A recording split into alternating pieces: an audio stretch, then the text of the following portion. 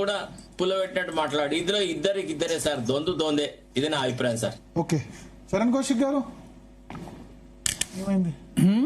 కొండా సుస్మితా పటేల్ ఇది రెండవసారి, మొదటిసారి కాదు సార్. ఇప్పుడు 100 సార్లు మాట్లాడుతుంది అట్లే. కొండా సుస్మితా పటేల్ గారికి కాంగ్రెస్ పార్టీలో మెంబర్షిప్ కూడా లేదు. ఇప్పుడు ఆమె బీఆర్ఎస్ పార్టీ నాయకులు ఎట్లా మాట్లాడినట్టు ఆమె మాట్లాడిన మాటలు చూస్తే బీఆర్ఎస్ పార్టీ నాయకుల కన్నా ఎక్కువ మాట్లాడింది. ఎందుకంటే పోయినసారి మాట్లాడినప్పుడు కూడా మాట్లాడింది, మళ్ళీ ఆధారాలు చూపిస్తానది, మళ్ళీ లోపడి మెంబర్షిప్ లేదా, అది ఏడు మెంబర్షిప్. ఇంకోటి ఆధారాలు చూపించాలి కదా. ఈ రెండోసారి మాట్లాడింది. ఫస్ట్ సారి మాట్లాడినప్పుడు ఆధారాలు చూపించిందా? ఫస్ట్ రోజు మాట్లాడి తర్వాత ఎడిపోయిందో గాయాబు. మళ్ళీ ఇప్పుడు ఈ రోజు మాట్లాడిన పరిస్థితి మనం చూస్తా ఉన్నాం. అదే కాకుండా వాళ్ళ ఫాదర్ కన్నా కూడా ప్రకాష్ రెడ్డి గారు ఒక 10 సంవత్సరాలు పెద్ద. ఈయన 63లో పుడితే ఆయన 52లో పుట్టిండు. అట్లంటే కరుణానిధి గారు 93 సంవత్సరాలు కూడా అసెంబ్లీలో ఉన్న పరిస్థితి మనం చూస్తాం.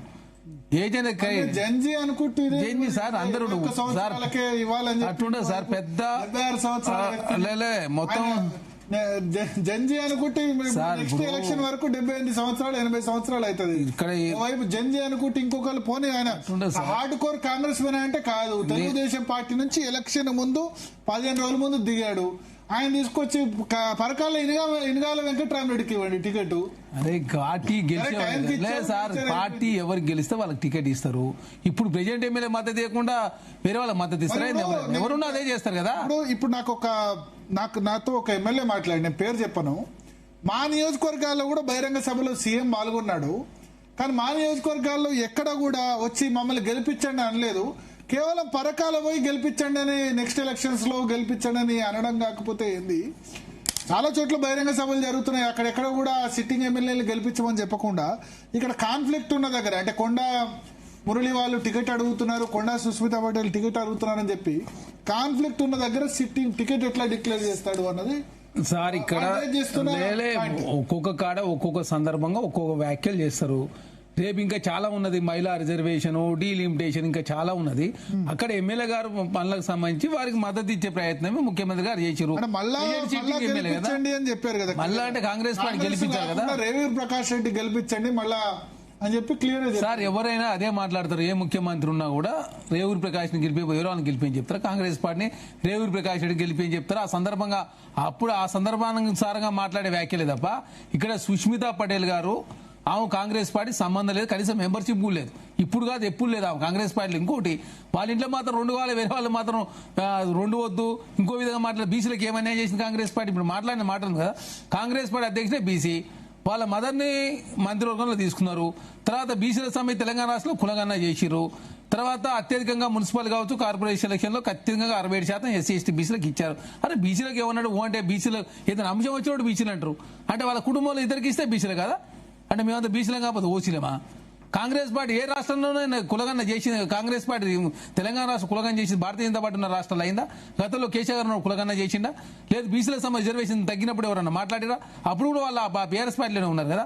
అనవసరంగా కాంగ్రెస్ పార్టీకి నష్టమయ్యే పనులు ఎవరు చేసినా కూడా ఉపేక్షించేది లేదు. ఖచ్చితంగా సమయం వస్తే సమయం వచ్చినప్పుడు ఖచ్చితంగా చర్యలు తీసుకుంటారు. దానిలో భాగంగా ఏదన్నా వాళ్ళకి ఇబ్బందికరమైన వాతావరణం ఏర్పడ్డప్పుడు దానికి బీసీ అంటారు, లేకపోతే డైపర్ వేసుకుంది. డైపర్ నాకు అర్థం కాకడతా డైపర్లు వేసుకునేది, డైపర్ ఆ అంశం అసలు మాట్లాడే సందర్భమేనా?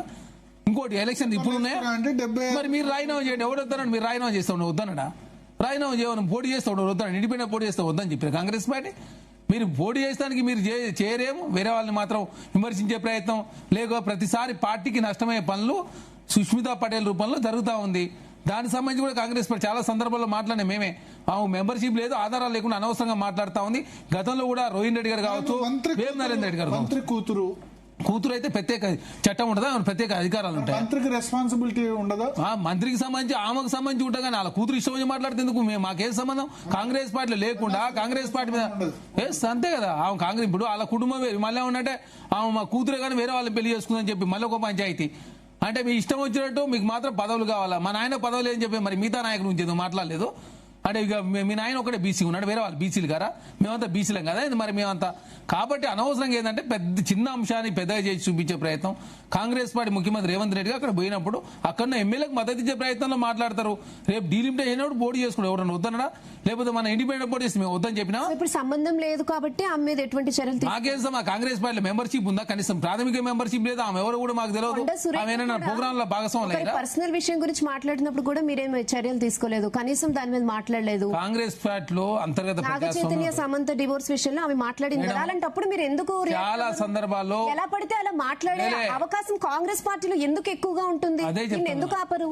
దయచేసి కాంగ్రెస్ పార్టీ చాలా సందర్భాల్లో వాళ్ళ కుటుంబానికి ప్రాధాన్యత ఇచ్చింది కాబట్టి ఎలాంటి చర్యలు తీసుకోలేదు. రాష్ట్ర వ్యాప్తంగా వ్యతిరేకత వచ్చిన అంటే ఎవరి సినీ గురించి ప్రముఖుల ఏం మాట్లాడినా ఏం అది కాదు. కాంగ్రెస్ పార్టీలో ప్రజాస్వామ్యం ఉంటది, శృతి మించినప్పుడు చర్యలు తీసుకోవాలి. ఎవరి పర్సనల్ లైఫ్ గురించి ఇష్టం వచ్చినట్టు మాట్లాడచ్చు. వాళ్ళు మాట్లాడినప్పుడు చర్య దానికి సంబంధించి మంత్రిగా ఆమె క్షమాపణ చెప్పింది కదా. ఆమె మీద యాక్షన్ తీసుకుని ఉండాలి. కొండ సురేఖ గారు క్షమాపణ చెప్పింది. ధైర్యంగా వాళ్ళ కూతురు కూడా మాట్లాడుతుంది. వాళ్ళ కూతురుకు కాంగ్రెస్ పార్టీకి అయితే సంబంధం లేదు. ఆమె ఇష్టం వచ్చిన మాట్లాడితే తెలంగాణ సమాజం కాంగ్రెస్ పార్టీ సంబంధం లేనట్టే ఉన్నారు. ఎందుకు క్షమాపణ చెప్పింది. క్షమాపణ చెప్పిన తర్వాత మాత్రం ఇష్యూస్ అద్దుమనిగింది. తర్వాత నాంపల్లి కోర్టు పోయి అన్నీ అయిపోయినాయి. తర్వాత వాళ్ళ కుటుంబానికి క్షమాపణ చెప్పిన తర్వాత నేను క్షణిక ఆవేశంలో మాట్లాడినా, నన్ను క్షమించని చెప్పి కోరిన తర్వాత వాళ్ళు మాట్లాడేసి క్షమాపణ చెప్తే సరిపోతుంది. వాళ్ళ వ్యక్తిగతానికి సంబంధించి ఆమె మాట్లాడింది. మేమన్నా కాంగ్రెస్ పార్టీ నాయకులు కొండ సురేఖ గారి మీద మాట్లాడినా, లేకపోతే సుష్మిత పటేల్ గారి మీద వాళ్ళు కాంగ్రెస్ పార్టీలో ఉండే కాంగ్రెస్ పార్టీలో మంత్రి అయ్యి వాళ్ళ కూతురు అన్ని కావాలి. ఇప్పుడు తండ్రికి ఎమ్మెల్సీలట, మరి తండ్రికి ఎమ్మెల్సీలంటే ఒక కుటుంబంలో మీకు మాత్రం 2 కావాలా? వేరే మరి రేవంత్ రెడ్డి కుటుంబాన్ని ఎందుకు తీసుకొచ్చినట్టు? మరి ఈ అంశానికి ఏమైనా సంబంధం ఉందా? మాకు ఇప్పుడు అదే చెప్తా ఉన్నాం. ఇప్పుడు స్వేచ్ఛ ఉందని చెప్పి నోటికి ఎదుర్చేది మాట్లాడితే సమాజం అంగీకరించే. దయచేసి అర్థం చేసుకోవాలా. ఒక మహిళ బీసీ అని చెప్పేసి గౌరవించుకుంటే మేము ముందుకు పోతుంటే మీ ఇష్టం వచ్చిన నోటికి ఏదొస్తుంది మాట్లాడతాం. రేవంత్ రెడ్డి గారి కుటుంబం ఏం బయట పెట్టి మరి ఎవడొద్దన్నాడు? మేము వద్దని చెప్పినా ఏమన్నా రేవంత్ రెడ్డి కుటుంబం అప్పుడే బయట పెడతారు. మరి ఎందుకు బయట పెట్ట కూర్చున్నారు? అనవసరంగా ఏంటంటే మీ ఇష్టం స్వార్థ స్వలాభం కోసం, ఏదో మీడియా ట్రైనింగ్ కోసం, ఏదో సోషల్ మీడియాలో మాకు పాపులారిటీ ఉంది కాబట్టి ఏది బద్దలు మాట్లాడితే కుదరదు. ఎందుకంటే తెలంగాణ రాష్ట్రంలో ప్రజలు చూస్తలేరా? ఎవరి కుటుంబం నుంచి పదవులు కేసీఆర్ కుటుంబంలో ఎన్నో పదవులు తీసుకున్నారు. ఆ పార్టీలో పోయి మీరు రాలేదు. మాట్లాడచ్చు అనేది అన్ని పార్టీలు తిరిగి వచ్చారు. ఇప్పుడు కాంగ్రెస్ పార్టీ ఇక్కడ ఇప్పుడు కాంగ్రెస్ పార్టీని గురించి మాట్లాడదు. మరి మీరు అవకాశం ఇస్తే మాట్లాడదు. వాళ్ళే వైఎస్ఆర్సీపీ పేరు, వాళ్ళే టీఆర్ఎస్ పేరు, వాళ్ళే కాంగ్రెస్ కి వచ్చారు. మరి కాంగ్రెస్ పార్టీలోకి ఎక్కడికైనా ఏం చేయదు. రాజ్యసభ ఎవరికి ఇచ్చి అనిల్ కుమార్ యాదవ్ లేదా? రేణుకా చౌదరి గారికి రాజ్యసభ లేదా? మహేష్ కుమార్ గౌడ్ కాంగ్రెస్ పార్టీ అధ్యక్షుడు చేయలేదా? డిప్యూటీ సీఎం ఎవరు ఉన్నారు? ఎక్కడ టీడీపీ ఉన్నారు? కాంగ్రెస్ ఇంకోటి ఇంత చెప్తున్నారు. భారతీయ 8 మంది ఎంపీలు ఉంటే 6 మంది బీజేపీ బయట పార్టీ అదే చెప్తా ఉన్నా. మాట్లాడినప్పుడు చర్యలు తీసుకోవాల్సిందా? మా పార్టీకి సంబంధం లేదు మేడం. మా పార్టీకి సంబంధం లేదు. ప్రాథమిక సభ్యత్వం లేదు. అప్పుడేదే మాట్లాడి ఇప్పుడేదే మాట్లాడుతున్నాం. కాంగ్రెస్ పార్టీలు ఏంటంటే ఎందుకు ఖండించరు? మా ఇంటి కాంగ్రెస్ పార్టీ ఎట్టుందంటే ప్రజాస్వామ్యబద్ధంగా చాలా డెమోక్రటిక్ గా కాంగ్రెస్ పార్టీ శృతి మించినప్పుడు మాత్రమే చర్యలు.